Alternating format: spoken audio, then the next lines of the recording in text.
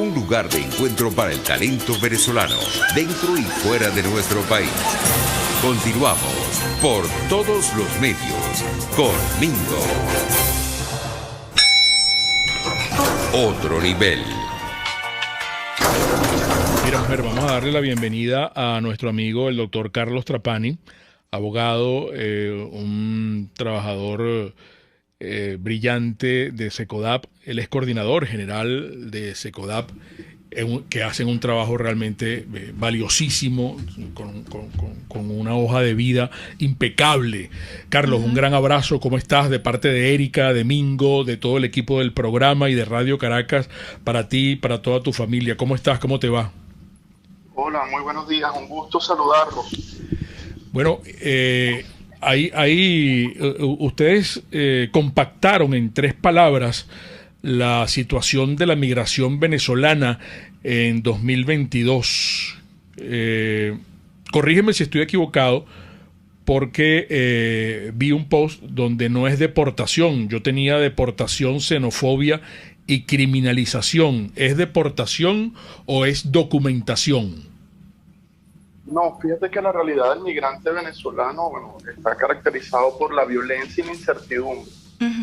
Muchos migrantes que llegan a países de destino, además de la criminalización, sufren las consecuencias de la deportación, ignorando, desconociendo los principios básicos de no retorno en el contexto migratorio. Desde Secodap hemos expresado nuestras condolencias, nuestro dolor en función a la muerte del niño de 1 año que murió en brazos de su madre producto de intervención de la Guardia Costera. Ningún niño, ningún migrante debe morir a causa de un hecho migratorio, de un viaje de migración. O sea, ningún niño puede perder la vida queriendo aspirar a un presente mucho mejor. Esa acción de la Guardia Costera, constituyó un crimen. Eso fue un homicidio intencional y hemos insistido que se haga una investigación exhaustiva, imparcial, expedita, que permita dar con las responsabilidades de los funcionarios que materializaron este hecho, pero también de los funcionarios que dieron la orden, o aquellos funcionarios que teniendo la competencia para evitarlo no lo hicieron. ¿A quién le corresponde hacer esa investigación, Carlos? ¿A quién le correspondería? Hay que ser respetuoso de la jurisdicción de Trinidad y Tobago, ¿no? Le corresponde a las autoridades de Trinidad y Tobago. Si se hacen llamar a un Estado de Derecho, realizar las investigaciones y las sanciones. Pero cuando uno lee el comunicado de la Guardia Costera alegando legítima defensa, el argumento cae por su propio peso, porque es difícil, cómo una lancha, cómo un peñero le puede hacer frente y cómo puede investir a un barco propio de una Guardia Costera, que es una unidad militar. Ahí no hay proporción de los medios empleados, ahí no hay inminencia del daño, y ellos ni siquiera lo explicaron. Entonces, fue un hecho que viola la Convención de los Derechos del Niño, porque Trinidad y Tobago, desde el año 1990, al ratificar este tratado, se obliga internacionalmente a proteger a todos los niños, independientemente de su nacionalidad o estatus migratorio. Entonces, ¿cuál debe haber sido la intervención? Aproximarse, verificar, custodiar, garantizar, proteger, resguardar y en función a eso implementar los procedimientos migratorios internos, porque no se trata de que los países no tengan sus políticas migratorias. Claro, en este caso me imagino que son medidas de disuasión, ¿no? Para la lancha, para el peñero. Claro, pero disuasión, ¿cuál es el propósito de la disuasión? Porque insistimos, migrar no es un hecho delictivo, migrar no puede ser criminalizado. Ahí la función del Estado, cualquier Estado, no solo Trinidad y Tobago, es garantizar, asegurar, proteger, verificar, documentar y en función a eso, adoptar los procedimientos migratorios. Pero lo que te decía, el procedimiento migratorio no es un cheque en blanco para hacerle al Estado lo que le dé la gana. Claro, pregunta. O a tomar acciones que representen violación a la dignidad de las personas. Pregúntale al doctor Trapani si hay diferencias entre deportación y expulsión. Y en este caso, doctor Trapani, organizaciones como la OEA, como ACNUR, ¿hasta dónde pueden llegar? ¿Son solamente comunicados? ¿Son solamente protestas que están en un papel? ¿A dónde más? ¿Cómo actuar en una situación de esta naturaleza, puntualmente el asesinato de este niñito venezolano? Este hecho fue de tal gravedad que primera vez hay un comunicado conjunto de UNICEF, ACNUR y OIM. Wow.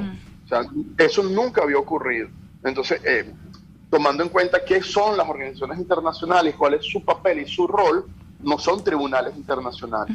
Yo creo que el aporte, la contribución que pueden hacer estas agencias en la problemática migratoria venezolana es visibilizar, la problemática, es asesorar técnicamente y financieramente a los estados para que sus protocolos, sus políticas se adecúen a un estándar de derechos humanos, es poder exhortar a los estados, promover espacios de cooperación internacional. Ese es el rol de estas agencias. Claro. Y bueno, cómo establecen rutas seguras, cómo se establecen estándares, porque otra de las cosas que hemos insistido es que la atención del migrante no puede estar en manos de militares.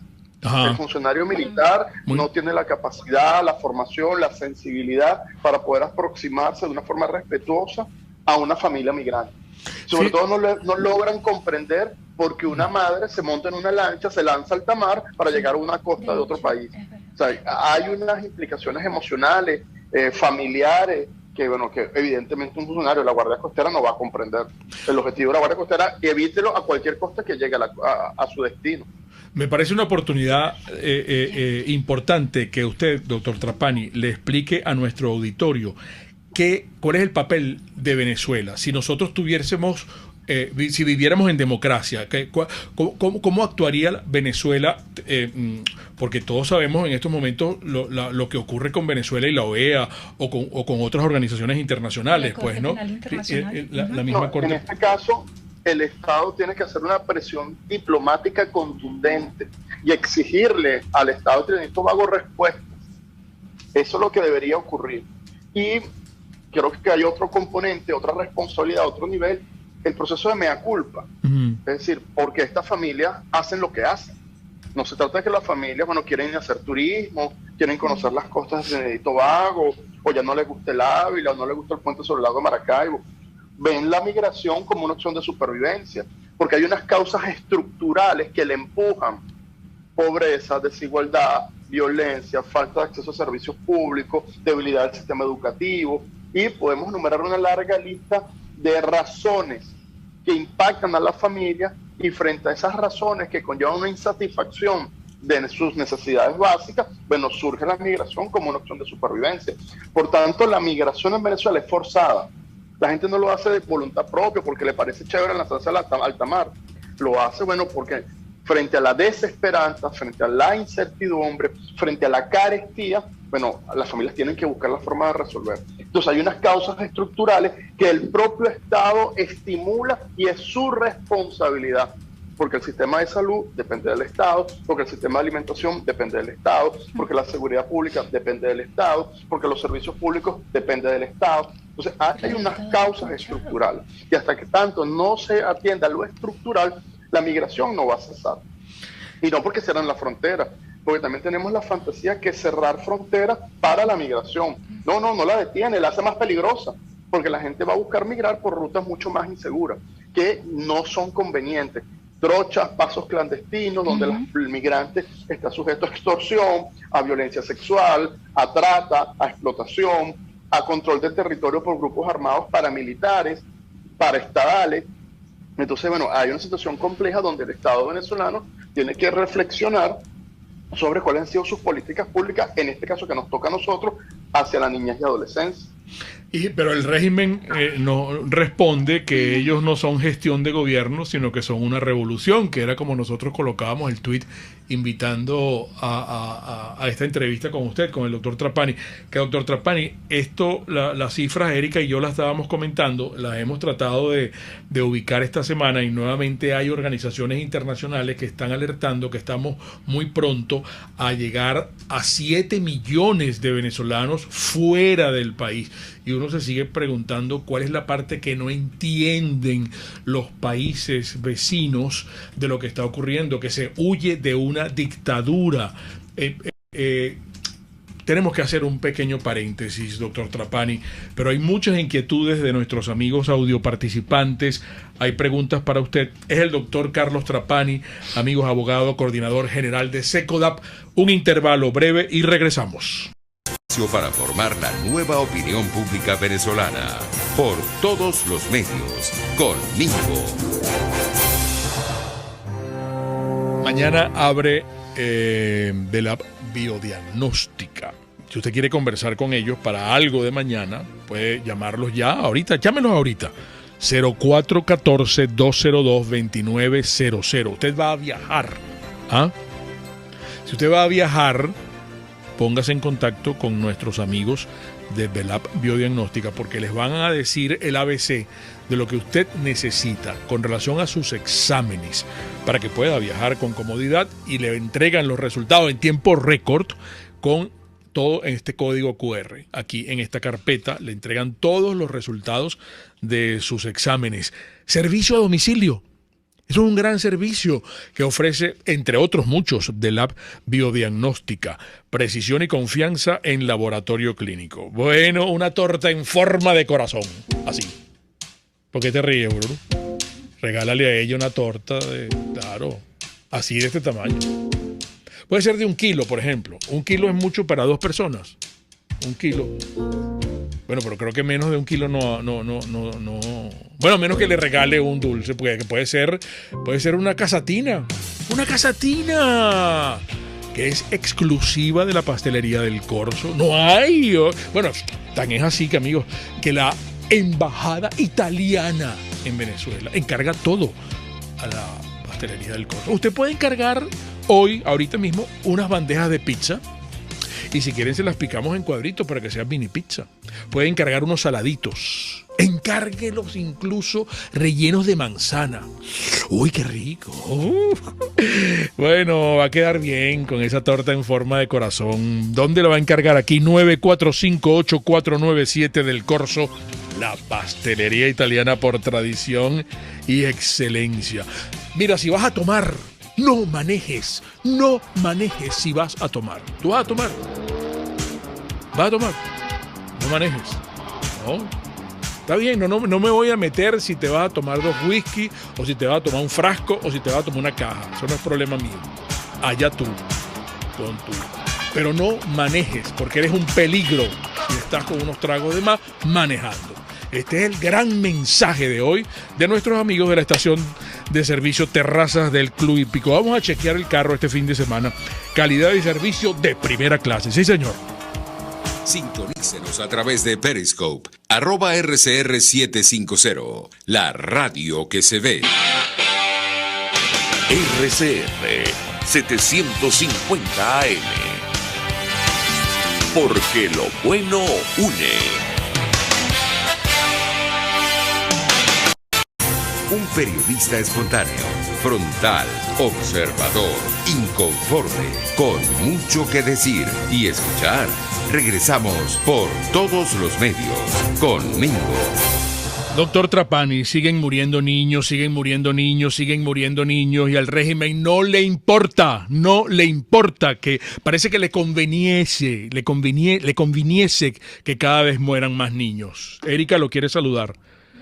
Doctor Trapani, de hecho le preguntan si se demostró que el Estado es incapaz de cumplir con sus responsabilidades, entonces ¿a qué institución pueden acudir los ciudadanos para denunciar y exigir el cumplimiento de esos deberes que tiene? Y también le recuerdan que en lo que va de año son 4 los niños venezolanos que han fallecido intentando llegar con sus padres a otros países. ¿Quién se responsabiliza por esas muertes? A ver, siempre hemos insistido en situar la importancia de la denuncia frente a cualquier situación que viola nuestros derechos, en el área de salud, en el área de la alimentación, en cualquier área. La denuncia es la única forma de hacer visible una situación que nos está afectando. Entiendo la desesperanza, entiendo la apatía, a veces entiendo hasta la incredulidad, pero eso hay que seguirlo insistiendo porque la denuncia te detiene el delito, te evita nuevas víctimas, la denuncia acerca a los niños, a la justicia, pero la denuncia también tiene un efecto terapéutico. O sea, con la denuncia inicia ese proceso complejo de redignificación de un niño frente al hecho violento. En conclusión, siempre hay que denunciar. ¿Dónde denunciar? En la instancia que tengan más cerca. Consejos de protección, defensorías, policías administrativas, 6CPC, Ministerio Público. Todos estos órganos receptores de denuncias tienen el mandato de escuchar, orientar, asesorar, y hacer lo que le corresponde, hacer su trabajo. En el caso de los niños fallecidos, en el contexto de la migración, nosotros en el año 2022 tenemos el registro de 3 casos. Victoria Lugo, de 7 años, que murió el 18 de enero en la frontera de México con Estados Unidos. Keiler Eduardo Vargas, de 2 años, que murió en la Sierra de Perú, tratando de llegar a Chile el 29 de enero. y el caso del bebé del Tamacuro Trinidad el 5 de febrero. Al menos son 3 casos conocidos, pero lo que llamamos la atención es esa gran cifra negra, esa gran cantidad de incidentes que ocurren, que no necesariamente tienen un final fatal, pero bueno, que representa una violación a los derechos de los niños. Entonces, en la medida que esto se denuncie, se problematice, se cuestione y se le exija a las autoridades que hagan su trabajo, bueno, podemos contribuir desde la sociedad civil a que estos hechos no se vuelvan a repetir. Jorge Orlando le comenta, si en Venezuela hubiera un gobierno serio, ese niño estuviera vivo, su madre no hubiera intentado escapar, y si hubiera pasado en los gobiernos de Carlos Andrés, Lucinchi y Luis Herrera, estos hubieran instalado una fragata al frente de las costas. Pero también le preguntan, también le comentan, disculpe, también le comentan, quieren conocer su opinión sobre los casos de niños fallecidos del JM de Los Ríos, que fallecen en espera de trasplante. Cónchale, sí. Y que, bueno, nada, hace más de 4 años los trasplantes han sido suspendidos. Que no solamente debe ser el caso del JM de Los Ríos, lo mismo debe estar ocurriendo en otros hospitales del país. Y antes de responder esta pregunta, Mingo hizo un planteamiento de diferencia entre deportar y expulsar. Sí. Y creo que la función del comunicador de orientar, sobre todo para que la gente sepa cuáles son sus derechos. Pero a medida que yo sé cuáles son mis derechos, yo voy a estar preparado para hacerle frente a presentaciones que buscan esa amenaza o esa vulneración. No, y eso lo vinculo rápidamente, Carlos, porque la gente también quiere saber qué recomiendas tú, cuáles papeles deben tener, independientemente si se van de manera formal o de manera informal. ¿Qué papeles deben portar los padres de los niños y a partir de cuál edad? Fíjate, deportar es un acto soberano de todos los estados y la deportación es un acto que se ejecuta contra una persona que haya violado el régimen migratorio o se encuentra en situación de migrante irregular sin documentos válidos. Es lo que coloquialmente se llama indocumentado o ilegal. O sea que ninguna persona es ilegal. Las personas por su dignidad son personas, pero se utiliza coloquialmente ese calificativo de ilegal. Es una persona que no cumple con los requisitos migratorios. En ese supuesto puede haber procedimientos de deportación y tiene que ser procedimientos donde se respete el debido proceso, el derecho a la defensa, la información y todo eso. ¿Y esa persona, disculpa, no califica para la condición de refugiado? Depende, porque el refugiado hay unas causas del país que motivan el refugio. El refugio, tanto el asilo, son instancias de protección internacional. Claro. Tiene que haber una persecución, tiene que haber un procedimiento que se cumple en el estado receptor, y el estado receptor califica o no si esa persona es refugiada o no. Tiene ese estatus de refugiado. El tener el estatus de refugiado, bueno, tiene unos derechos especiales como un nacional del país donde se encuentra. Pero es un procedimiento de cada país. Ahora bien, lo que puede ocurrir también son expulsiones o expulsiones masivas, que eso es una práctica.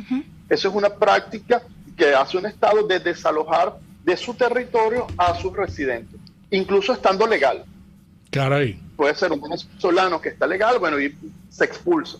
Eso evidentemente viola muchas normas internacionales. Por ejemplo, el Pacto de Derechos Civiles y Políticos, que Venezuela lo ratificó en el año 78, en su artículo 13 prohíbe la expulsión de extranjeros sin mediación de orden judicial. Entonces, y eso también aplica para Trinidad y Tobago. Entonces, la expulsión representa una práctica que viola procesos, viola la dignidad y expone a las personas en riesgo. Con respecto al Hospital JM de Los Ríos, fíjate que desde el año 2017 al agosto de 2021, 63 niños han fallecido esperando un trasplante. El programa de trasplante está suspendido hace más de 4 años. Se alega las sanciones económicas por las causas fundamentales por las cuales este programa se suspende, pero los problemas del programa de trasplante son de mucho antes. Cuando se centraliza el programa de trasplante y pasa a ser una potestad del Ministerio de Salud, ahí empezaron las dificultades. Y cuando se lee el comunicado donde se suspende el programa, era una medida temporal. ¿Qué ocurrió? Que lo temporal se hizo permanente. Y al hacerlo permanente, muchos niños han fallecido esperando el trasplante. El último caso, el de Ángel. El caso de Ángel es emblemático, al igual el caso de Niurka, porque Ángel utilizó las redes sociales para difundir la necesidad de reactivación del programa de trasplante. Incluso la mamá de Ángel también es un paciente renal. Entonces, no solo Ángel tuvo que sufrir los embates de la enfermedad y las penurias de un tratamiento médico sin las condiciones de calidad que la ley ordena, sino que además era de los Valles del Tuy, era fuera de Caracas, y tenía que sufrir, bueno, todas las penurias para poder llegar al Hospital JM de Los Ríos. Entonces, vean la complejidad. Entonces, reactivar el programa de trasplante debe ser una prioridad, pero debe ir acompañado de estrategias complementarias. Los tratamientos, el control, la alimentación, el acompañamiento psicosocial para el niño y su familia. Entonces, requieren intervenciones serias, intervenciones profesionales, pero que le permiten al niño tener calidad de vida. Yo no sé si muchas de estas muertes se pudieron haber evitado. Probablemente por el cuadro clínico de los niños, el final iba a ser ese. Pero lo que sí estoy seguro es que se le puede haber dado calidad de vida. Y que ese niño, su preocupación sea jugar y no morirse. Que ese niño, su principal interés sea ir a la escuela y no hacer colas o madrugar para poder llegar a un hospital para tener un poquito de tratamiento. Entonces, ¿qué es importante en los procesos médicos? Bueno, el acompañamiento, el alivio, el consuelo. No puede ser que ir a buscar salud sea tan tortuoso como la enfermedad misma. Es verdad. Caramba, doctor Trapani, en un país donde se vive en extrema pobreza, no lo estamos inventando nosotros, son organizaciones incluso internacionales y ONG serias acá en el país que han documentado todo esto, donde además hay una delincuencia desbocada y desbordada y se habla hasta, han acuñado el término crimen o criminalidad roja.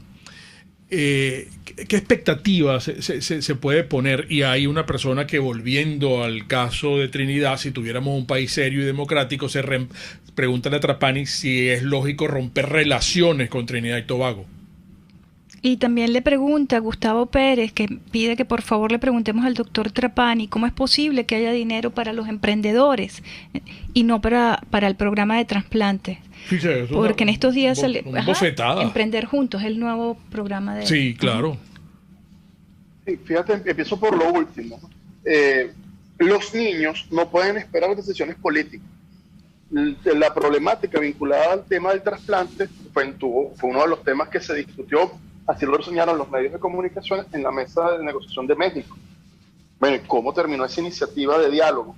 Entonces, al final son los niños quienes pagan las consecuencias. O sea, los niños no pueden esperar las decisiones de los adultos, es un tema urgente, es un tema prioritario, y es un tema que la propia ley ordena que la asignación de recursos es prioritaria, que la asignación de recursos es preferente, que las políticas públicas para la atención de los niños con enfermedades crónicas o cualquier otra área de derecho tienen que ser prioridad.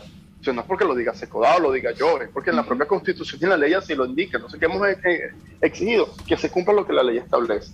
Los niños tienen medidas cautelares de la Comisión Interamericana de Derechos Humanos.